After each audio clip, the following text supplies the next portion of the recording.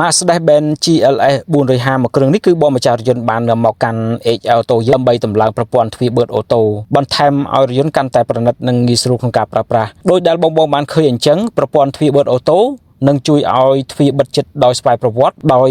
មិនចាំបាច់ប្រើកម្លាំងបិទខ្លាំងគ្រាន់តែរុញទ្វារថ្នមប្រព័ន្ធនឹងទាញទ្វារឲ្យបិទចិត្តដោយស្វ័យប្រវត្តិទាំងស្ងាត់ទាំងផ្ដល់អារម្មណ៍ប្រណិតគ្រប់ពេលប្រើប្រាស់ដើម្បីធានាបាននូវគុណភាពនៃការដំឡើងជាជំនាញរបស់ HL Auto យើងបានធ្វើការដោះផ្នែកប្រអប់ទ្វារចេញនិងតម្លើងប្រព័ន្ធទ្វារបឺតអូតូ